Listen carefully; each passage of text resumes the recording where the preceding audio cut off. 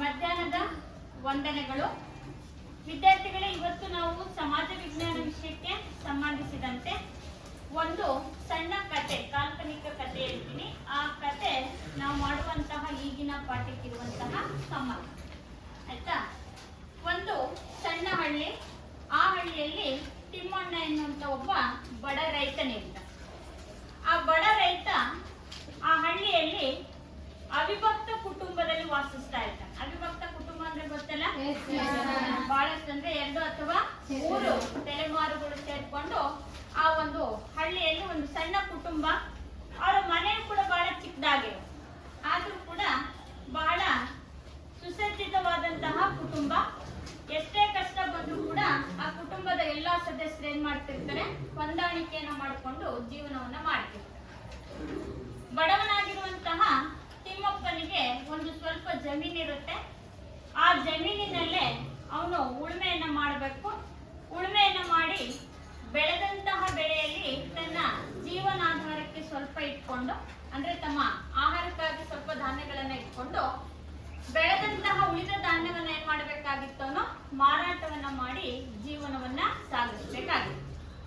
ಇವನು ಎಷ್ಟು ಬಡವನಾಗಿದ್ದ ಅಂತಂದ್ರೆ ಅವನ ಮನೆಯೂ ಸತ ಹಂಚಿನ ಮನೆಯಾಗಿರುತ್ತೆ. ಹಾಗೆ ಮಳೆಗಾಲ ಬಂದಂತ ಸಂದರ್ಭದಲ್ಲಿ ಮನೆಯೆಲ್ಲ ಏನಾಗ್ತಿರುತ್ತೆ, ಸೋರ್ತಿರುತ್ತೆ. ಅಂತ ಕುಟುಂಬದಲ್ಲಿದ್ದಂತಹ ತಿಮ್ಮಪ್ಪ ವ್ಯವಸಾಯವನ್ನ ಮೂಲ ವೃತ್ತಿಯನ್ನಾಗಿ ಮಾಡ್ಕೊಂಡಿರ್ತಾನೆ. ವ್ಯವಸಾಯವೇ ಅವನ ಮೂಲ ವೃತ್ತಿಯಾಗಿರುತ್ತೆ. ಅದೇ ಅವನಿಗೆ ಜೀವನಕ್ಕೆ ಆಧಾರವೂ ಕೂಡ ಆಗಿದೆ. ತಾನು ಬೆಳೆದಂತಹ ಧಾನ್ಯಗಳಲ್ಲಿ ತನ್ನ ಆಹಾರಕ್ಕಾಗಿ ಸ್ವಲ್ಪ ಇಟ್ಕೊಂಡ್ರೆ ಉಳಿದದ್ದನ್ನ ಏನ್ ಮಾಡ್ತಿದ್ದ ಅಂತಂದ್ರೆ ಮಾರಾಟವನ್ನ ಮಾಡಿ ಜೀವನವನ್ನ ಸಾಗಿಸ್ಬೇಕಾಗಿರುತ್ತೆ. ನಮ್ಮ ಹಳ್ಳಿ ಕಡೆ ಎಲ್ಲ ಏನ್ ಮಾಡ್ತೀವಿ ಅಂತಂದ್ರೆ, ನಾವು ಬೆಳೆದಂತಹ ಬೆಳೆಗಳನ್ನ ಎಲ್ಲೋ ಗೋಡನಲ್ಲಿ ಹೋಗಿ ಸ್ಟೋರ್ ಮಾಡಲ್ಲ, ಸ್ಟಾಕ್ ಮಾಡ್ಕೊಳ್ಳಲ್ಲ. ಏನ್ ಮಾಡ್ತೀವಿ, ಮನೇಲೆ ಇಟ್ಕೊಳ್ತೀವಿ ಚೀಲಗಳನ್ನ. ಯಾರಾದ್ರೂ ಬಂದ್ರೆ ಕೇಳಿದ್ರೆ ಏನ್ ಮಾಡ್ತೀವಿ, ಅದನ್ನ ಮಾರಾಟವನ್ನ ಮಾಡ್ತೀವಿ. ಹೀಗೆ ಆ ಚೀಲಗಳನ್ನ ಮನೇಲಿ ಏನ್ ಮಾಡ್ಕೊಂಡಿರ್ತಾನೆ, ಸಂಗ್ರಹಣೆ ಮಾಡಿ ಇಟ್ಕೊಂಡಿರ್ತಾನೆ. ಮಳೆಗಾಲ ಬಂದಿರುತ್ತೆ. ಮಳೆಗಾಲ ಬಂದಾಗ ವಿಪರೀತ ಒಂದು ದಿನ ಏನಾಗುತ್ತೆ, ತುಂಬಾ ಮಳೆ ಸುರಿಯುತ್ತೆ. ಅವನ ಮನೆ ಮುಂಚೆನೆ ಹಂಚಿನ ಮನೆ, ಅದರಲ್ಲೂ ಕೂಡ ಏನಾಗ್ತಿರುತ್ತದು, ಸೋರ್ತಾ ಇರುತ್ತೆ. ಆ ಮಳೆ ಬಂದಂತ ಸಂದರ್ಭದಲ್ಲಿ ನಮ್ ಕಡೆ ಎಲ್ಲ ಮಳೆ ಬಂದ ತಕ್ಷಣ ಕರೆಂಟ್ ಹೋಗ್ಬಿಡುತ್ತಲ್ಲ, ಅದು ನಮ್ಮ ಪದ್ಧತಿ, ಹೌದಾ? ಮಳೆ ಬರ್ತಾ ಇರುತ್ತೆ. ತುಂಬಾ ಮಳೆ ಬಂದಾಗ ಮನೆಯೆಲ್ಲ ಸೋರೋಗಿರುತ್ತೆ, ಕರೆಂಟ್ ಬೇರೆ ಇರೋದಿಲ್ಲ. ಅವ್ನೇನ್ ಚೀಲಗಳನ್ನ ಇಟ್ಟಿರ್ತಾನೆ, ಆ ಚೀಲಗಳೆಲ್ಲ ಏನಾಗಿರ್ತವೆ, ನೆಂದೋಗ್ಬಿಡ್ತವೆ. ಅವ್ನು ಕರೆಂಟ್ ಇಲ್ಲದೆ ಇರೋದ್ರಿಂದ ಅಕ್ಕಪಕ್ಕ ಅಷ್ಟೇ ನೋಡ್ಕೊಳ್ತಾನೆ, ಆದ್ರೆ ಚೀಲದ ಕಡೆ ಅಷ್ಟು ಗಮನ ಅವನು ಕೊಡೋದಿಲ್ಲ. ಚೀಲಗಳೆಲ್ಲ ಏನಾಗಿರ್ತವೆ, ನೆಂದೋಗಿರ್ತವೆ. 2-3 ದಿನ ಆಗಿರುತ್ತೆ, ಅವನು ಆ ಚೀಲಗಳ ಕಡೆ ಗಮನ ಹರಿಸಿರೋದಿಲ್ಲ. 2-3 ದಿನ ಆದ್ಮೇಲೆ ಏನಾಗಿರ್ಬೋದು, ಆ ಚೀಲಗಳು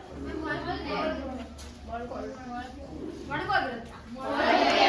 ಅದರಲ್ಲಿರುವಂತಹ ಧಾನ್ಯಗಳೆಲ್ಲ ಏನಾಗ್ತವೆ, ಯಾಕೆ ಮೊಳಕಾಗೋದು, ನೀರದಕ್ಕೆ ಸೇರ್ಕೊಂಡಾಗ ಏನಾಗುತ್ತೆ, ಧಾನ್ಯಗಳು ಮೊಳಕೆ ಹೊಡಿ ಅಲ್ವಾ? ಹಾಗಾದ್ರೆ ನಮ್ಮ ಜಗತ್ತಿನಲ್ಲಿರುವಂತಹ ಎಲ್ಲಾ ಗ್ರಹಗಳಿಗಿಂತ ಭೂಮಿಯನ್ನ ನಾವು ಜೀವಂತ ಗ್ರಹ ಅಂತ ಕರಿತೀವಿ ಅಲ್ವಾ? ಯಾಕೆ ಅಂತಂದ್ರೆ ಯಾವ ಗ್ರಹಗಳಲ್ಲೂ ಕೂಡ ಜೀವಿಗಳು ಬದುಕಲಿಕ್ಕೆ ಬೇಕಾಗಿರುವಂತ ಸೌಕರ್ಯಗಳಿಲ್ಲ, ಅದು ಭೂಮಿಯಲ್ಲಿ ಮಾತ್ರ. ಅದರಲ್ಲೂ ಕೂಡ ಭೂಮಿಯಲ್ಲಿ ನೀರು ಕೂಡ ಇದೆ ಅಲ್ವಾ? ಹಾಗಾದ್ರೆ ಯಾವುದೇ ಜೈವಿಕ ವಸ್ತುಗಳು ಹುಟ್ಟೋದಿಕ್ಕೆ, ಉಗಮವನ್ನ ಹೊಂದಲಿಕ್ಕೆ, ಅದು ಬೆಳೆಯಲಿಕ್ಕೆ ಬೇಕಾಗಿರುವಂತದ್ದೇನು, ನೀರು. ಹಾಗಾದ್ರೆ ಇವತ್ತು ನಾವು ಭೂಗೋಳಶಾಸ್ತ್ರದ ಅಧ್ಯಾಯವಾಗಿರುವಂತಹದ್ದು ಭಾರತದ ಜಲ ಸಂಪನ್ಮೂಲ. ಈ ಪಾಠವನ್ನ ಮಾಡಬೇಕಾಗಿದೆ.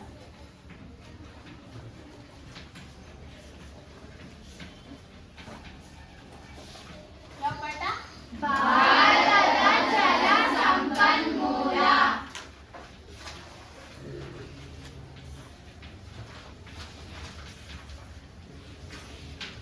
ಹಾಗಾದ್ರೆ ಇವತ್ತು ನಾವು ಭಾರತದ ಜಲಸಂಪನ್ಮೂಲ ಅಂತಂದ್ರೆ ನೀರು ಕೂಡ ಒಂದು ನೈಸರ್ಗಿಕ ಸಂಪನ್ಮೂಲಗಳಲ್ಲಿ ಒಂದು ಅಂತ, ಹೌದಾ?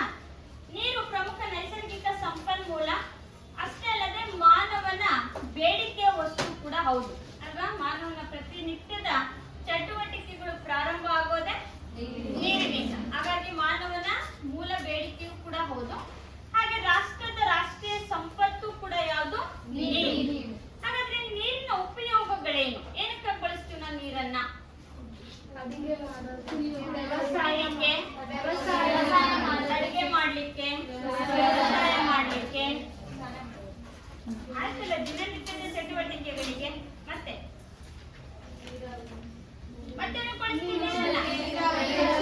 ನೀರಾವರಿಗೆ, ಪ್ರಾಣಿಗಳಿಗೆ, ಮತ್ತೆ ನೀರಾವರಿ ಅಲ್ವಾ. ಹಾಗಾದ್ರೆ ನೀರಿನ ಉಪಯೋಗಗಳೇನು? ನೀರು ಏನಕ್ಕಾಗಿ ಬಳಸ್ತೀವಿ ಅಂತಂದ್ರೆ ನೀರಾವರಿಗಾಗಿ, ಕೃಷಿಗಾಗಿ, ಕೈಗಾರಿಕೆಗಳಿಗಾಗಿ, ಹಾಗೆ ಜಲವಿದ್ಯುತ್ ಉತ್ಪಾದನೆಯನ್ನ ಮಾಡಲಿಕ್ಕಾಗಿ, ಗೃಹ ಬಳಕೆಗಾಗಿ, ಕೈಗಾರಿಕೆಗಳಿಗಾಗಿ, ಮೀನುಗಾರಿಕೆಗೆ, ಹೌದಾ, ಅರಣ್ಯೀಕರಣಕ್ಕೆ, ಇವುಗಳೆಲ್ಲದಕ್ಕೂ ಬೇಕಾಗಿರೋದು ನೀರು. ಇವುಗಳನ್ನ ನಾವು ನೀರಿನ ಉಪಯೋಗಗಳು ಅಂತ ಹೇಳ್ಬಿಟ್ಟು ಕರಿತೀವಿ.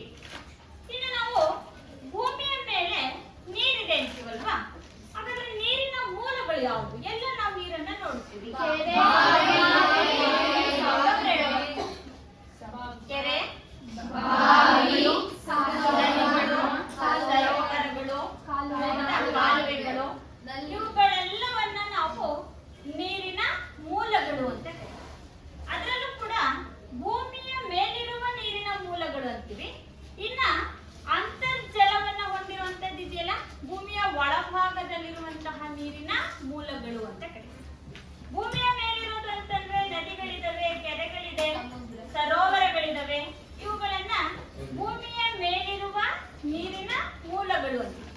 ಇನ್ನು ಅಂತರ್ಜಲದ ನೀರಿನ ಮೂಲಗಳು ಬಾವಿಗಳು ಮತ್ತೆ ಚಿಲುಮೆಗಳು ಅಂತ, ಇವುಗಳನ್ನ ಅಂತರ್ಜಲದ ನೀರಿನ ಮೂಲಗಳು ಅಂತ ಹೇಳ್ಬಿಟ್ಟು ಕರಿತೀವಿ. ಇನ್ನು ನಮ್ಮ ನೀರಿನ ಲಭ್ಯತೆ ಏನಿದೆ, ಇದು ಕಾಲದಿಂದ ಕಾಲಕ್ಕೆ, ಪ್ರದೇಶದಿಂದ ಪ್ರದೇಶಕ್ಕೆ ವ್ಯತ್ಯಾಸವನ್ನು ಕೂಡ ಕಾಣ್ತದೆ. ಎಲ್ಲ ಕಡೆ ನೀರು ಸಮೃದ್ಧವಾಗಿಲ್ಲಲ್ಲ, ಕೆಲವೊಂದು ಪ್ರದೇಶಗಳಲ್ಲಿ ನೀರು ಹೇರಳವಾಗಿ ಸಿಗುತ್ತೆ, ಕೆಲವೊಂದು ಪ್ರದೇಶಗಳಲ್ಲಿ ನೀರಿನ ಲಭ್ಯತೆ ಕಡಿಮೆ ಇದೆ. ಅದರಲ್ಲೂ ಕೂಡ ಕಾಲದಿಂದ ಕಾಲಕ್ಕೂ ಕೂಡ ವ್ಯತ್ಯಾಸ ಅಲ್ವಾ. ಮಳೆಗಾಲದಲ್ಲಿ ನಮ್ಮಲ್ಲಿ ನೋಡಿ ಬಹಳ ನೀರಿರುತ್ತಲ್ವಾ, ಅದೇ ಬೇಸಿಗೆ ಬಂದ ತಕ್ಷಣ ನೀರಿನ ಪರದಾಟ ಇದೆ, ಹೌದಾನೆ.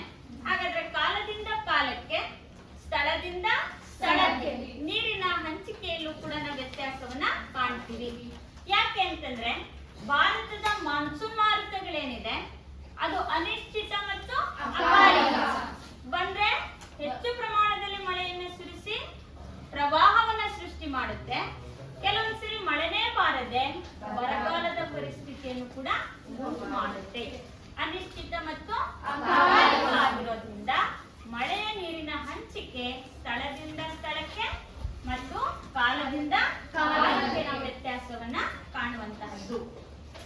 ಅದೇ ರೀತಿಯಾಗಿ ಈ ನೀರೆನ್ನುವಂತದ್ದು ಏನಿದೆಯಲ್ಲ, ಇದು ಭಾರತದ ಜನಸಂಖ್ಯೆ ಹೆಚ್ಚಾಗ್ತಾ ಹೋದಂತೆ ಅದರ ಬೇಡಿಕೆಯೂ ಕೂಡ ಏನಾಗ್ತಿದೆ, ನಮ್ಮಲ್ಲಿ ಹೆಚ್ಚಾಗ್ತಾ ಇದೆ. ಕೆಲವೊಂದು ಸಂದರ್ಭದಲ್ಲಿ ಮಳೆ ಬರುತ್ತೆ, ಮಳೆ ಆಧಾರಿತವಾಗಿ ನಾವು ವ್ಯವಸಾಯವನ್ನ ಮಾಡ್ತೀವಿ. ಕೆಲವೊಂದು ಸಂದರ್ಭದಲ್ಲಿ ಮಳೆನೇ ಬರೋದಿಲ್ಲ, ಆ ಟೈಮಲ್ಲಿ ನಾವೇನ್ ಮಾಡ್ತೀವಿ, ಕೆರೆಗಳ ಮೂಲಕ, ಬಾವಿಗಳ ಮೂಲಕ, ಕಾಲುವೆಗಳ ಮೂಲಕ ನಾವೇನ್ ಮಾಡ್ತೀವಿ, ವ್ಯವಸಾಯವನ್ನ ಮಾಡ್ತೀವಿ. ಅದನ್ನ ನೀರಾವರಿ ಅಂತೇಳಿ ಕರೀತೀವಿ. ನೀರಾವರಿ ಅಂದ್ರೇನು? ನೀರಾವರಿ ಅಂದ್ರೆ ಕೃತಕವಾಗಿ ನೀರನ್ನ ಹಾಯಿಸುವುದರ ಮೂಲಕ, ಕೃತಕವಾಗಿ ಕಾಲುವೆಗಳು, ಬಾವಿಗಳು ಹಾಗೂ ಕೆರೆಗಳ ಮೂಲಕ ನೀರನ್ನ ಹಾಯಿಸಿ ಬೆಳೆ ಬೆಳೆಯುವಂತಹ ವಿಧಾನವನ್ನ ನೀರಾವರಿ ಅಂತ ಹೇಳ್ಬಿಟ್ಟು ಕರಿತೀವಿ. ಕೃತಕವಾಗಿ ಅಂದ್ರೆ ನಾವೇ ಅಲ್ವಾ, ಸ್ವಾಭಾವಿಕ ಅಂದ್ರೆ ಪ್ರಕೃತಿ ದತ್ತವಾಗಿ, ಹೌದಾ. ಕೃತಕವಾಗಿ ಅಂದ್ರೆ ನಾವೇ ಏನ್ ಮಾಡ್ತೀವಿ, ಕೆರೆಗಳ ಮೂಲಕ, ಬಾವಿಗಳ ಮೂಲಕ, ಕಾಲುವೆಗಳ ಮೂಲಕ ನೀರನ್ನ ಹಾಯಿಸ್ಬಿಟ್ಟು ಏನ್ ಮಾಡ್ತೀವಿ, ವ್ಯವಸಾಯವನ್ನ ಮಾಡ್ತೀವಿ. ಅದನ್ನ ನೀರಾವರಿ ಅಂತ ಹೇಳ್ಬಿಟ್ಟು ಕರಿತೀವಿ. ಅದೇ ರೀತಿಯಾಗಿ ನಮ್ಮ ದೇಶದಲ್ಲಿರುವಂತಹ ನೀರು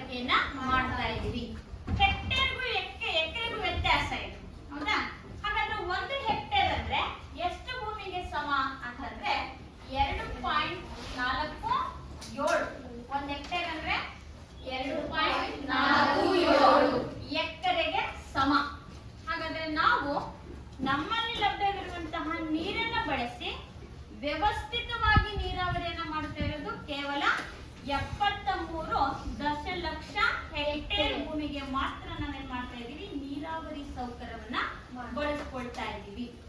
ಹಾಗಾದ್ರೆ ನೀರಾವರಿ ಅಂದ್ರೆ ಏನಂತ ಗೊತ್ತಾಯ್ತಲ್ಲ. ಕೃತಕವಾಗಿ ನೀರನ್ನ ಹಾಯಿಸಿ ಬೆಳೆ ಬೆಳೆಯುವ ವಿಧಾನವನ್ನ ನಾವೇನಂತ ಕರಿತೀವಿ, ನೀರಾವರಿ. ಹಾಗಾದ್ರೆ ಈಗ ನಾವು ನೀರಾವರಿಯ ವಿಧಗಳನ್ನ ನೋಡೋಣ.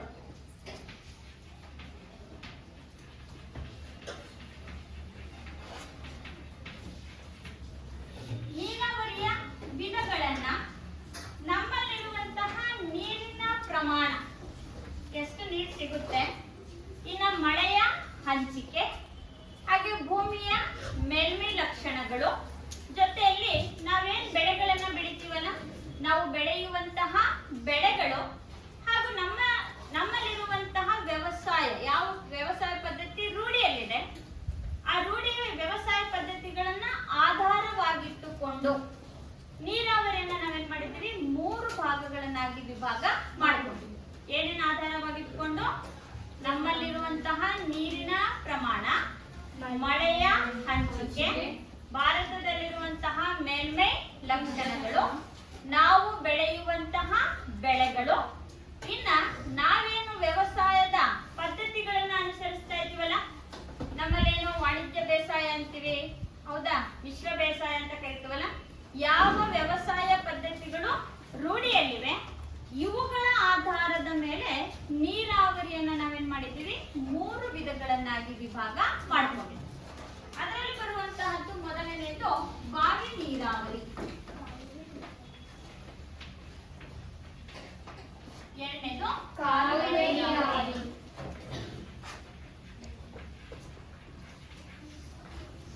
ಮೂರನೇದು ಕೆರೆ ನೀರಾವರಿ.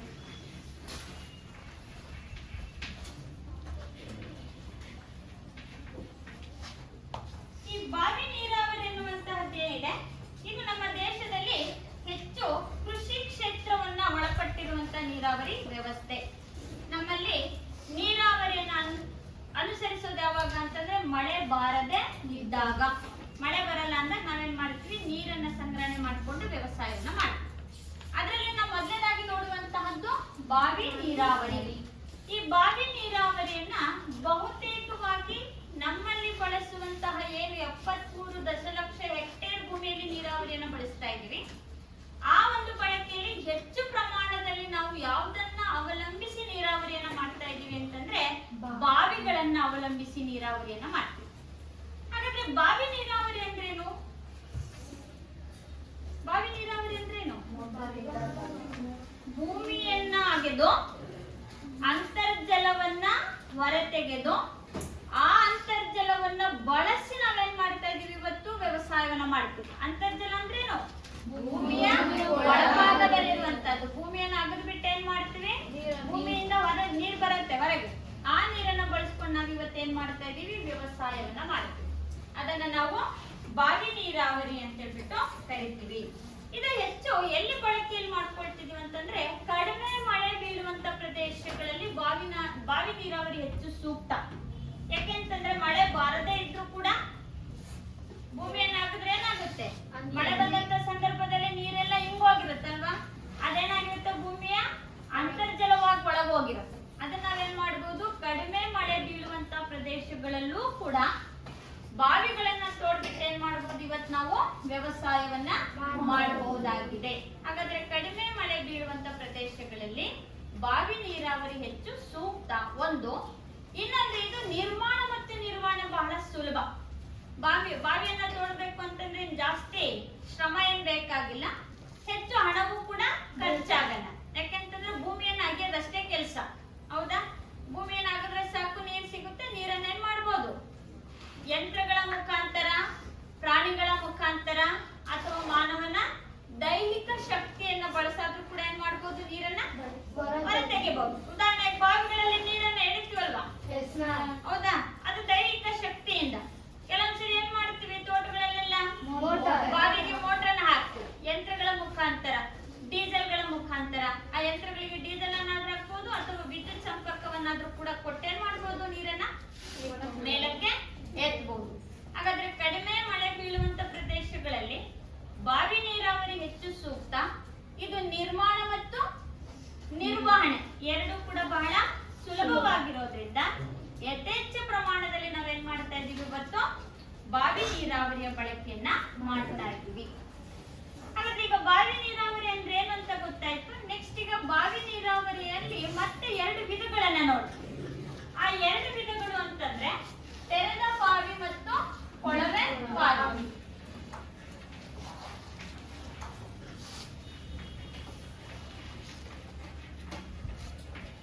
ತೆರೆದ ಬಾವಿ ಮತ್ತು ಕೊಳವೆ ಬಾವಿಗಳು ಅಂತ ಕರೀತೀವಿ. ತೆರೆದ ಬಾವಿ ಅಂದ್ರೆ ಏನು? ಓಪನ್ ಆಗಿರುವಂತಹದ್ದು ಅಂತಂದ್ರೆ ಇದನ್ನ ವಿಶಾಲವಾದ ಭೂಭಾಗದಲ್ಲಿ, ವಿಶಾಲ ಅಂದ್ರೇನು ದೊಡ್ಡದಾಗಿರುವಂತಹ ಭೂಭಾಗದಲ್ಲಿ ಬಾವಿಯನ್ನು ಏನ್ ಮಾಡ್ತೀವಿ, ಅಗಲವಾಗಿ ಅದನ್ನ ತೋಡ್ತೀವಿ. ಅಗಲವಾಗಿ ಭೂಮಿಯನ್ನು ಏನ್ ಮಾಡ್ತೀವಿ, ಅಗಿತೀವಿ. ತೋಡ್ಬಿಟ್ಟು ಏನ್ ಮಾಡ್ತೀವಿ, ನೀರನ್ನ ಹೊರತರ್ತೀವಿ. ಇದು ಬಹುತೇಕವಾಗಿ ಎಲ್ಲಿ ಬಳಕೆಯಲ್ಲಿ ಇರುತ್ತೆ ಅಂತಂದ್ರೆ ಹಿಂದಿನ ಕಾಲದಲ್ಲೆಲ್ಲ ನೀರಿಗೆ ಬಳಕೆಗಾಗಿ ಬಾವಿಗಳೇ ಇದ್ದಿದ್ದು. ನೀವು ಹಳ್ಳಿ ಕಡೆ ಇರೋದ್ರಿಂದ ನೋಡಿರ್ಬೋದಲ್ಲ, ಚೌಕಾಕಾರದಲ್ಲಿ ಬಾವಿಗಳು ಇರ್ತಾವ ನೋಡಿ. ಅದನ್ನ ನೀರನ್ನ ಎಳಿಲಿಕ್ಕೆ ಏನ್ ಮಾಡಿರ್ತಾರೆ, ಆ ಕಡೆ ಕೆಲವು ಕಂಬಗಳನ್ನ ಕಟ್ಟಿರ್ತಾರೆ, ಮಧ್ಯದಲ್ಲಿ ಒಂದು ವೀಲ್ ಇರುತ್ತೆ. ಆ ವೀಲಿಗೆ ಒಂದು ಹಗ್ಗ ಹಾಕಿರ್ತಾರೆ, ಹೌದಾ? ಆ ಹಗ್ಗದ ಸಹಾಯದಿಂದ ಏನ್ ಮಾಡ್ತೀವಿ, ನೀರನ್ನ ಮೇಲಕ್ಕೆ ಎತ್ತಿಸ್ತೀವಿ. ಇದನ್ನ ಈ ಹಿಂದಿನ ಕಾಲದಲ್ಲಿ ಇದ್ದು ಬಳಕೆಯಲ್ಲಿ ಈಗಲೂ ಕೂಡ ಹಳ್ಳಿಗಳಲ್ಲಿ ಇದಾವೆ. ಆದ್ರೆ ತೋಟಗಳಲ್ಲಿ ಜಾಸ್ತಿ ನೋಡ್ತೀವಿ ನಾವು, ಹೌದಾ? ತೋಟಗಳಲ್ಲಿ ಏನ್ ಮಾಡ್ತಾರೆ ಅಂತಂದ್ರೆ ದೊಡ್ಡದಾಗಿರುವಂತ ಒಂದು ಬಾವಿಯನ್ನ ತೋಡಿರ್ತಾರೆ. ಅದನ್ನೇನಂತ ಕರಿತೀವಿ, ತೆರೆದ ಬಾವಿ ಅಂತ ಕರಿತೀವಿ. ಈ ತೆರೆದ ಬಾವಿಯಲ್ಲೂ ಕೂಡ ಅಷ್ಟೇ ಮಾನವನ ದೈಹಿಕ ಬಲ ಅಥವಾ ಪ್ರಾಣಿಗಳನ್ನ ಅಥವಾ ಯಂತ್ರಗಳ ಸಹಾಯದಿಂದ ಏನ್ ಮಾಡ್ತೀವಿ, ನೀರನ್ನ ಹೊರ ತೆಗೆದು ಆ ನೀರನ್ನ ಬಳಸ್ಬಿಟ್ಟು ಇವತ್ತು ಏನ್ ಮಾಡ್ತಾ ಇದೀವಿ, ವ್ಯವಸಾಯವನ್ನ ಮಾಡ್ತಾ ಇದೀವಿ. ಇದು ತೆರೆದ ಬಾವಿ. ಇನ್ನ ಎರಡನೇದು ಯಾವುದು, ಕೊಳವೆ ಬಾವಿ ಅಂತ. ಈ ಕೊಳವೆ ಬಾವಿ ಈಗ ಪ್ರಪಂಚದಲ್ಲಿ ಪ್ರಚಲಿತದಲ್ಲಿರುವಂತಹ ಬಾವಿಗಳು. ಕೊಳವೆ ಬಾವಿಗಳಂತ ನೀವೆಲ್ಲ ಈ ಬೋರ್ವೆಲ್ ಹಾಕಿಸ್ತಿರಲ್ಲಪ್ಪ, ಹಿಂದೆಲ್ಲ ಜಗ್ ತರ ಇರೋ ಅಲ್ವಾ? ಆದ್ರೆ ಈಗ ಜಗ್ಗು ಕೂಡ ಇಲ್ಲ. ಈಗ ಏನ್ ಮಾಡ್ತಾರೆ ಅಂತಂದ್ರೆ ಮೋಟ್ರನ್ನ ಹಾಕ್ಬಿಡ್ತಾರೆ. ತೋಟಗಳಿಗೆಲ್ಲ ಏನ್ ಮಾಡಿರ್ತಾರೆ, ನೀವೆಲ್ಲ ಬೋರ್ವೆಲ್ ಹಾಕೋ ಲಾರಿಗಳೆಲ್ಲ ನೋಡಿರ್ಬೇಕ, ಹೌದಾ? ಬರೀ ಪೈಪ್ ಅಷ್ಟೇ. ಆ ಪೈಪಿಂದ ಏನ್ ಮಾಡ್ತಾರೆ, ಭೂಮಿಯನ್ನ ಬಿಟ್ಟು ಪೈಪ್ ಫಿಕ್ಸ್ ಮಾಡ್ತಾರೆ. ಆ ಪೈಪಿಗೆ ಒಂದು ಪೈಪ್ ಹಾಕ್ಬಿಟ್ಟು ಅದಕ್ಕೆ ಮೋಟರ್ ಫಿಕ್ಸ್ ಮಾಡ್ಬಿಟ್ಟು ಏನ್ ಮಾಡ್ತಾರೆ, ನೀರನ್ನ ಹೊರ ತೆಗಿತಾರೆ. ಇದು ಜಗತ್ತಿನಲ್ಲಿ ಈಗ ಅತ್ಯಂತ ಪ್ರಖ್ಯಾತಿಯನ್ನು ಪಡೆದಿರುವಂತಹ ನೀರಾವರಿ ವ್ಯವಸ್ಥೆಗಳಲ್ಲಿ ಕೊಳವೆ ಬಾವಿಗಳ ನೀರಾವರಿ ವ್ಯವಸ್ಥೆಯು ಕೂಡ ಒಂದಾಗಿರುವಂತಹದ್ದು. ಇಲ್ಲಿ ಇದರಿಂದ ನಾವು ಶೇಕಡ 33.70 ನಾವೇನ್ ಮಾಡ್ತಾ ಇದೀವಿ, ಇವತ್ತು ನೀರಾವರಿ ವ್ಯವಸ್ಥೆಗಾಗಿ ಬಳಕೆಯನ್ನ ಮಾಡ್ತಾ ಇದೀವಿ. ಹಾಗಾದ್ರೆ ಬಾವಿ ನೀರಾವರಿ ಅಂದ್ರೆ ಭೂಮಿಯನ್ನ ಅಗೆದು ನೀರನ್ನ ಹೊರತೆಗೆದು ವ್ಯವಸಾಯವನ್ನ ಮಾಡುವುದು. ಅದರಲ್ಲಿ 2 ವಿಧಗಳನ್ನ ನೋಡ್ತೀವಿ, ಕೊಳವೆ ಬಾವಿ ಮತ್ತು ತೆರೆದ ಬಾವಿ ಅಂತ ಕರಿತೀವಿ. ತೆರೆದ ಬಾವಿ ಅಂದ್ರೆ ವಿಶಾಲವಾದಂತ ಭೂಭಾಗವನ್ನ ಅಗೆದು ನೀರನ್ನ ಹೊರ ತೆಗಿತೀವಿ. ಆದ್ರೆ ಕೊಳವೆ ಬಾವಿ ಅಂದ್ರೆ ಇದು ವಿಶಾಲವಾಗಿ ಭೂಮಿ ಅಗೆಯೋದಿಲ್ಲ. ಇದು ಕೇವಲ ಒಂದೇ ಕಡೆಯಲ್ಲಿ ಒಂದು ಪೈಪ್ ನಷ್ಟು ಒಂದು ಸ್ವಲ್ಪ ಅಗಲ, ಒಂದು ಅರ್ಧ ಅಥವಾ 1 ಅಡಿ ಅಷ್ಟು ಅಗಲ ಅಷ್ಟೇ ಇರುತ್ತೆ. ಭೂಮಿಯನ್ನು ಅಗದ್ಬಿಟ್ಟು ಏನ್ ಮಾಡ್ತೀವಿ, ಅಂತರ್ಜಲವನ್ನ ಹೊರ ತೆಗೆದು ಬಳಕೆಯನ್ನ ಮಾಡ್ತಾರೆ. ಇದು ಈಗ ಪ್ರಚಲಿತದಲ್ಲಿರುವಂತಹ ನೀರಾವರಿ ವ್ಯವಸ್ಥೆಯಾಗಿದೆ. ಇನ್ನು ಎರಡನೇದಾಗಿ ನೋಡ್ತೀವಿ ನಾವು ಕಾಲುವೆ ನೀರಾವರಿ ಅಂತ. ನೀರಾವರಿಯಲ್ಲಿ 2ನೇ ಪ್ರಮುಖ ಸ್ಥಾನದಲ್ಲಿರುವಂತಹ ನೀರಾವರಿ ವ್ಯವಸ್ಥೆ ಅಂದ್ರೆ ಅದು ಕಾಲುವೆ ನೀರಾವರಿ. ಕಾಲುವೆ ನೀರಾವರಿಯಿಂದ ಇವತ್ತು ನಾವು 16.50 ದಶಲಕ್ಷ ಹೆಕ್ಟೇರ್ ಭೂಮಿಗೆ ನಾವೇನ್ ಮಾಡ್ತಾ ಇದೀವಿ, ಇವತ್ತು ವ್ಯವಸಾಯವನ್ನ ಮಾಡ್ತೀವಿ. 2ನೇ ಸ್ಥಾನದಲ್ಲಿ ಅಧಿಕ ಪ್ರಮಾಣದಲ್ಲಿ ನೀರಾವರಿ ಬಳಸ್ತಿರೋದು ಕಾಲುವೆ ನೀರಾವರಿ ವ್ಯವಸ್ಥೆ ಅಂತೇಳಿ ಕರಿತಾ ಇದ್ದೀವಿ. ಈ ಕಾಲುವೆ ನೀರಾವರಿಗಳಂದ್ರೆ ಗೊತ್ತಿದೆ ಅನ್ಸುತ್ತಲ್ವಾ?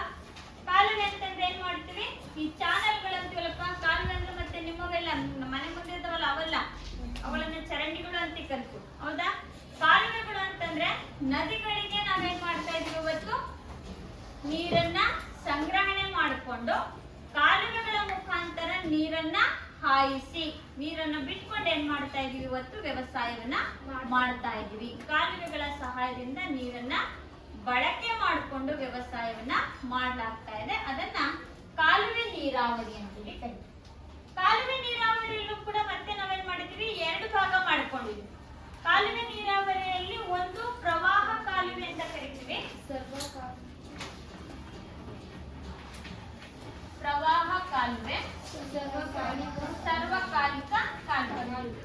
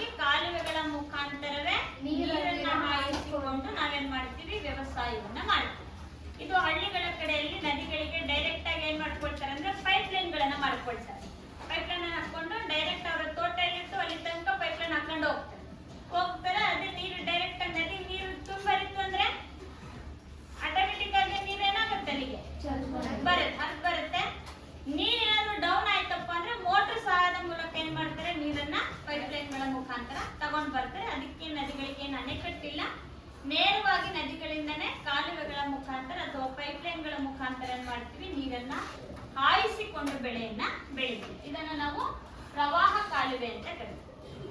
ಸರ್ವಕಾಲಿಕ ಕಾಲುವೆ ಅಂತಂದ್ರೆ ನದಿಗಳಿಗೆ ಅಣೆಕಟ್ಟುಗಳನ್ನ ಕಟ್ಟಿ ನೀರನ್ನ ಸಂಗ್ರಹಣೆ ಮಾಡಿಕೊಂಡು ಬೇಕಾದಾಗ ನಾವೇನ್ ಮಾಡ್ತೀವಿ, ಕಾಲುವೆಗಳಿಗೆ ನೀರನ್ನ ಬಿಟ್ಕೊಂಡು ವ್ಯವಸಾಯವನ್ನ ಮಾಡ್ತೀವಿ. ಇದನ್ನೇನಂತ ಕರಿತೀವಿ, ಸರ್ವಕಾಲಿಕ ಕಾಲುವೆ ಅಂತ ಕರಿತೀವಿ. ಪ್ರವಾಹ ಕಾಲುವೆಗಳಿಗೆ ನದಿಗಳಿಗೆ ಅಣೆಕಟ್ಟಿಲ್ಲ, ನೇರವಾಗಿ ಬಳಸ್ತೀವಿ. ಇಲ್ಲಿ ಸರ್ವಕಾಲಿಕ ಕಾಲುವೆಗಳಿಗೆ ನದಿಗಳಿಗೆ ಅಣೆಕಟ್ಟನ್ನ ಕಟ್ಟಿ ನೀರನ್ನ ಸಂಗ್ರಹಿಸಿ ನಂತರ ಕಾಲುವೆಗಳ ಮುಖಾಂತರ ಏನ್ ಮಾಡ್ತೀವಿ, ನೀರನ್ನ ಹಾಯಿಸಿಕೊಂಡು ಬೆಳೆಗಳನ್ನ ಬೆಳಿತೀವಿ. ಇದನ್ನ ನಾವು ಸರ್ವಕಾಲಿಕ ಕಾಲುವೆಗಳು ಅಂತ ಹೇಳ್ಬಿಟ್ಟು ಕರಿತೀವಿ. ಈ ಸರ್ವಕಾಲಿಕ ಕಾಲುವೆ ಏನಿದೆಯಲ್ಲ, ಬಹುಮುಖ್ಯವಾಗಿ ನಾವು ಉತ್ತರ ಭಾರತದಲ್ಲಿ ಜಾಸ್ತಿ ಮಾಡ್ತೀವಿ. ಉತ್ತರ ಪ್ರದೇಶ, ಪಂಜಾಬ್, ಹರಿಯಾಣ, ರಾಜಸ್ಥಾನ್, ಗುಜರಾತ್ಗಳಲ್ಲಿ ಹಾಗೂ ಆಂಧ್ರ ಪ್ರದೇಶ ನೆಕ್ಸ್ಟ್ ಬರುತ್ತೆ. ಕೆರೆ ನೀರಾವರಿ ಇದೆಯಲ್ಲ, ಅವು ಬರುತ್ತೆ.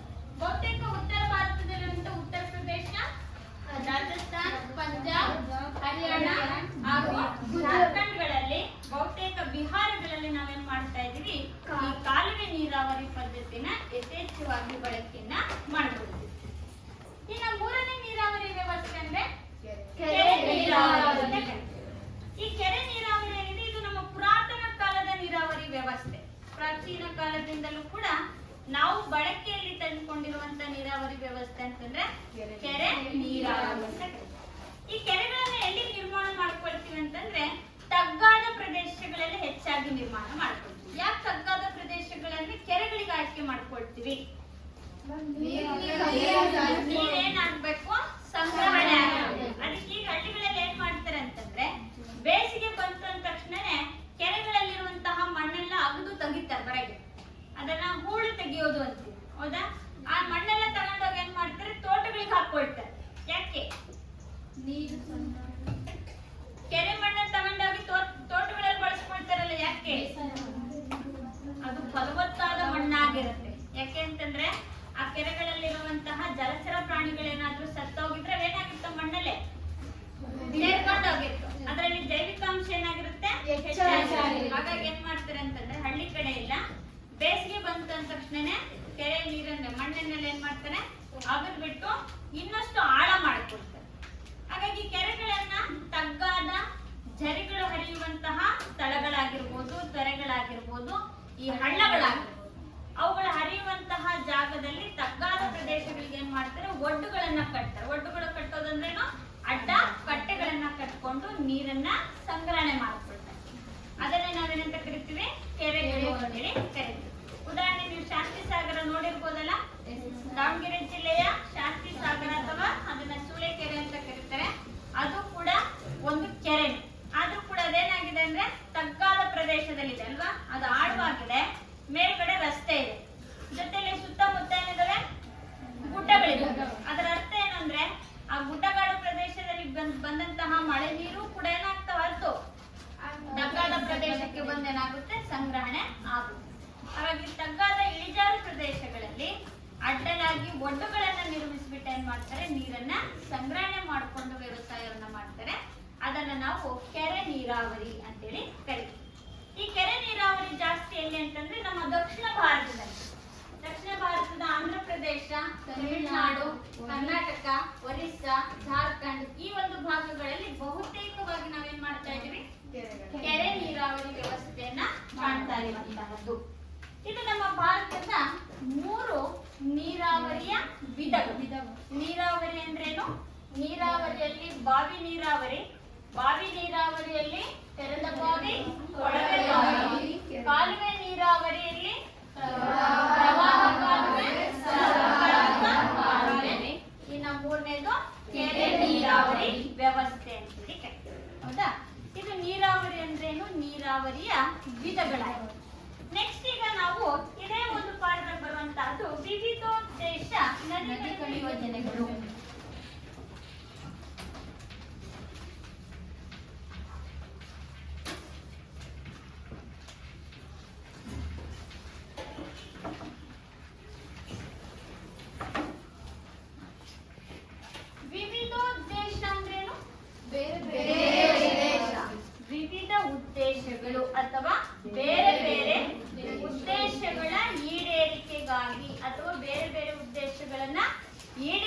ಮಾಡಿಕೊಳ್ಳೋದಿಕ್ಕಾಗಿ ನಾವೇನ್ ಮಾಡಿದೀವಿ, ಇವತ್ತು ನದಿಗಳಿಗೆ ಯೋಜನೆಗಳನ್ನ ಹಾಕೊಂಡಿದ್ವಿ. ಅದರ ಅರ್ಥ ಏನು ಅಂದ್ರೆ, ವಿವಿಧ ಉದ್ದೇಶಗಳನ್ನ ಈಡೇರಿಸಿಕೊಳ್ಳೋದಿಕ್ಕಾಗಿ ನದಿಗಳಿಗೆ ಅಡ್ಡಲಾಗಿ ನಾವೇನ್ ಮಾಡ್ತಾ ಇದೀವಿ, ಇವತ್ತು ಅಣೆಕಟ್ಟುಗಳನ್ನ ಕಟ್ಕೊಂಡು ಅದರಿಂದ ನಮ್ಮ ಬಯಕೆಗಳನ್ನ ಈಡೇರಿಸಿಕೊಳ್ತಾ ಇದೀವಿ. ಇದನ್ನ ನಾವೇನಂತ ಕರಿತೀವಿ, ವಿವಿಧೋದ್ದೇಶ ನದಿ ಕಣಿವೆ ಯೋಜನೆಗಳು ಅಂತೇಳಿ ಕರಿತೀವಿ. ಹಾಗಾದ್ರೆ ಈ ನದಿಗಳಿಗೆ ನಾವು ಅಣೆಕಟ್ಟುಗಳನ್ನ ನಿರ್ಮಾಣ ಮಾಡ್ಕೊಳ್ತಿರೋದು ಯಾಕೆ? ಆ ಅಣೆಕಟ್ಟನ್ನ ನಿರ್ಮಿಸಿಕೊಂಡು ನೀರನ್ನ ಸಂಗ್ರಹಿಸಿಕೊಂಡು ನಾವು ಎಲ್ಲಿ ಬಳಕೆಯನ್ನ ಮಾಡ್ತಾ ಇದ್ವಿ? ಈ ವಿವಿಧೋದ್ದೇಶ ನದಿ ಕಣಿವೆ ಯೋಜನೆಗಳು ಅಥವಾ ಈ ವಿವಿಧೋದ್ದೇಶ ನದಿ ಕಣಿವೆ ಯೋಜನೆಯ ಉಪಯೋಗ, ಉದ್ದೇಶ ಎರಡು ಒಂದೇ. ಮೊದಲನೇದಾಗಿ ನಾವು ನೋಡುವಂತಹದ್ದೇನು, ವಿವಿಧೋದ್ದೇಶ ನದಿ ಕಣಿವೆ ಯೋಜನೆಯ ಉದ್ದೇಶ ಅಂತಂದ್ರೆ ನೀರಾವರಿ ಸೌಲಭ್ಯ. ನಾವು ನದಿಗಳಲ್ಲಿ ನೀರನ್ನ ಸಂಗ್ರಹಣೆ ಮಾಡಿಕೊಂಡು, ಅಣೆಕಟ್ಟನ್ನ ಕಟ್ಟಿ ನೀರನ್ನ ಸಂಗ್ರಹಣೆ ಮಾಡಿಕೊಂಡು ಕಾಲುವೆಗಳ ಮುಖಾಂತರ ನೀರನ್ನ ಹಾಯಿಸ್ಕೊಂಡು ನಾವು ಇವತ್ತೇನ್ ಮಾಡ್ತಾ ಇದೀವಿ, ವ್ಯವಸಾಯವನ್ನ ಮಾಡ್ತಾ ಇದ್ವಿ. ವ್ಯವಸಾಯಕ್ಕಾಗಿ ನೀರನ್ನ ಬಳಕೆ ಮಾಡ್ತಾ ಇದ್ವಿ. ಎರಡನೇದು ಏನ್ ಮಾಡ್ತೀವಿ ಅಂತಂದ್ರೆ ಜಲವಿದ್ಯುತ್ ಉತ್ಪಾದನೆಯನ್ನ ಮಾಡ್ತೀವಿ.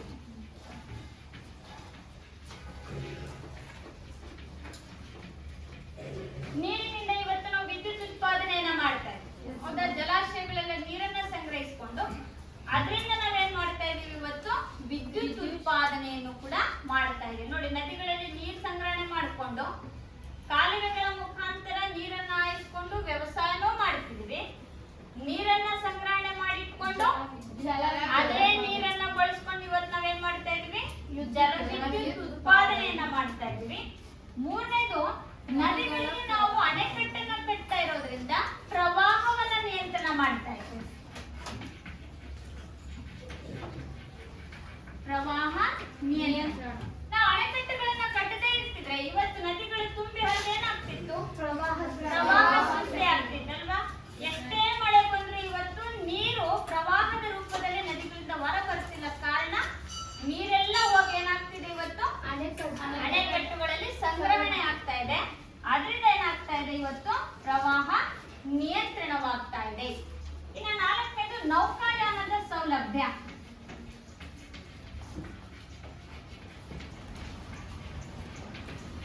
ನೌಕಾಯಾನದ ಸೌಲಭ್ಯ ಅಂದ್ರೆ ಹಡಗುಗಳ ಮುಖಾಂತರ ನಾವೇನ್ ಮಾಡ್ತಾ ಇದೀವಿ, ಇವತ್ತು ವಸ್ತುಗಳನ್ನ ಸಾಗಿಸೋದಕ್ಕಾಗಿಯೂ ಕೂಡ ಬಳಕೆಯನ್ನ ಮಾಡಿಕೊಳ್ತಾ ಇದೀವಿ.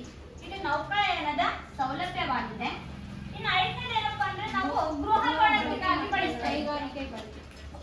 ಗೃಹ ಬಳಕೆ ಅಂದ್ರೆ ನಾವು ಕುಡಿಲಿಕ್ಕಾಗಿ ಬಳಸ್ತಾ ಇದೀವಿ. ದಿನನಿತ್ಯದ ನಮಗೆ ಈಗ ನೀರ್ ಬೇಕು ಅಂತಂದ್ರೆ ನಮಗೆ ನಲ್ಲಿಗಳ ಮುಖಾಂತರ ಕೆಲವೊಂದು ಕಡೆ ಬೋರ್ವೆಲ್ ಇದ್ರೆ ನಲ್ಲಿಗಳಿಂದ ಸಪ್ಲೈ ಮಾಡ್ತಾರೆ ಬೋರ್ ನೀರನ್ನ.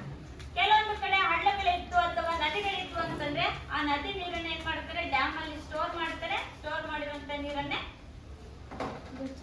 ಕೊಳವೆಗಳ ಮುಖಾಂತರ ಏನ್ ಮಾಡ್ತಾರೆ, ಜನರಿಗೆ ಸರಬರಾಜನ್ನ ಮಾಡ್ತಾರೆ. ಹೌದಾ? ಗೃಹ ಬಳಕೆಗಾಗಿ ನಾವು ಬಳಸ್ತಾ ಇದೀವಿ.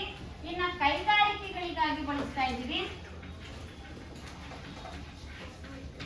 ಕೈಗಾರಿಕೆಗಳಿಗಾಗಿ ಇವತ್ತು ಪ್ರತಿಯೊಂದು ಕೈಗಾರಿಕೆಗೂ ಕೂಡ ನೀರು ಅತಿ ಅವಶ್ಯಕ. ಹೌದಾ? ಕೈಗಾರಿಕೆಗಳಿಗಾಗಿಯೂ ಕೂಡ ಅದೇ ನಾವು ಅಣೆಕಟ್ಟಲ್ಲಿ ಸಂಗ್ರಹಿಸಿರುವಂತಹ ನೀರನ್ನ ಸರಬರಾಜು ಮಾಡ್ತಾ ಇದ್ವಿ. ಜೊತೆಯಲ್ಲಿ ಮಣ್ಣಿನ ಸವಕಳಿಯನ್ನ ತಡೆಗಟ್ತಾ ಇದ್ವಿ.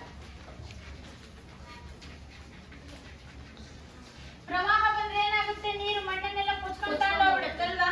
ಆದ್ರೆ ಈಗ ನಾವು ನದಿಗಳಿಗೆ ಅಣೆಕಟ್ಟನ್ನ ಕಟ್ಟಿಸ್ತಾ ಇರೋದ್ರಿಂದ ಮಣ್ಣಿನ ಸವಕಳಿ ಏನಾಗ್ತಾ ಇದೆ, ಇವತ್ತು ನಿಯಂತ್ರಣವನ್ನ ಮಾಡ್ತಾ ಇದೀವಿ. ಇನ್ನ ಮೀನುಗಾರಿಕೆಯನ್ನ ಮಾಡ್ತಾ ಇದ್ದೀವಿ. ಮೀನುಗಾರಿಕೆ ಅಲ್ವಾ?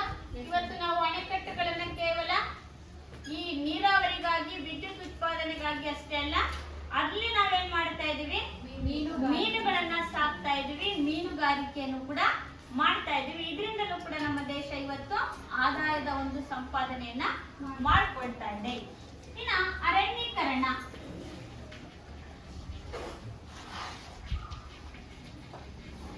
ಅರಣ್ಯದ ಸಂಪತ್ತನ್ನ ವೃದ್ಧಿಸೋದಕ್ಕಾಗಿಯೂ ಕೂಡ ಇವತ್ತು ನಾವು ಈ ಅಣೆಕಟ್ಟಿನ ನೀರನ್ನ ಏನ್ ಮಾಡ್ತಾ ಇದೀವಿ, ಬಳಕೆಯನ್ನ ಮಾಡ್ತಾರೆ. ಹೌದಾ? ಹಾಗಾದ್ರೆ ವಿವಿಧೋದ್ದೇಶ ನದಿ ಕಣಿವೆ ಯೋಜನೆಯ ಉದ್ದೇಶ ಅಂದ್ರೂ ಅದೇ, ಉಪಯೋಗಗಳಂದ್ರೂ ಕೂಡ ಅದೇ. ಯಾಕೆ ನಾವು ನದಿಗಳಿಗೆ ಅಣೆಕಟ್ಟನ್ನ ಕಟ್ತಾ ಇದೀವಿ ಅಂದ್ರೆ ನೀರಾವರಿಗೆ, ಜಲವಿದ್ಯುತ್ ಉತ್ಪಾದನೆಗೆ, ಪ್ರವಾಹ ನಿಯಂತ್ರಣಕ್ಕೆ, ನೌಕಾಯಾನಕ್ಕೆ, ಗೃಹ ಬಳಕೆಗೆ, ಕೈಗಾರಿಕೆಗಳಿಗೆ, ಮಣ್ಣಿನ ಸವಕಳಿ ತಡೆಗಟ್ಟುವಿಕೆ, ಮೀನುಗಾರಿಕೆ, ಅರಣ್ಯೀಕರಣಕ್ಕೆ, ಇನ್ನೊಂದು ಮುಖ್ಯವಾಗಿ ಮನೋರಂಜನೆ ಅಲ್ವಾ. ಮನೋರಂಜನೆಗಾಗಿಯೂ ಕೂಡ ನಾವೇನ್ ಮಾಡ್ತೀವಿ, ಫೌಂಟೇನ್ಗಳು ಅಂತೀವಲ್ಲಪ್ಪ. ಮೈಸೂರಲ್ಲೆಲ್ಲ ನೋಡಿದಿರ್ತಾನೆ. ನಾವು ವಿಸಿಟ್ ಕೊಟ್ಟಾಗ ರಾತ್ರಿ ಒಂದು ಅಲ್ಲಿ ವಾಟರ್ ಶೋ ಇರುತ್ತೆ, ಫೌಂಟೇನ್ಸ್ ಇರುತ್ತೆ. ಅದು ಕೂಡ ನಾವ್ ಈಗ ಏನಕ್ಕೆ ಬಳಸ್ತಾ ಇದೀವಿ, ಮನೋರಂಜನೆಗಾಗಿ ಅಲ್ವಾ. ಇವಿಷ್ಟನ್ನು ಕೂಡ ನಾವು ವಿವಿಧೋದ್ದೇಶ ನದಿ ಕಣಿವೆ ಯೋಜನೆಯ ಉಪಯೋಗ ಅಥವಾ ಉದ್ದೇಶಗಳು ಅಂತೇಳಿ. ಹಾಗಾದ್ರೆ ಇವತ್ತಿನ ತರಗತಿಯಲ್ಲಿ ನಾವು ನೀರಾವರಿ ಅಂದ್ರೇನು, ನೀರಾವರಿಯ 3 ವಿಧಗಳು, ಇನ್ನ ವಿವಿಧೋದ್ದೇಶ ನದಿ ಕಣಿವೆ ಯೋಜನೆಯ ಉಪಯೋಗಗಳು ಏನು ಅಂತ. ಮುಂದಿನ ತರಗತಿಯಲ್ಲಿ ಇದರ ಮುಂದುವರೆದಂತ ಭಾಗವನ್ನ ಕಲಿತೀವಿ.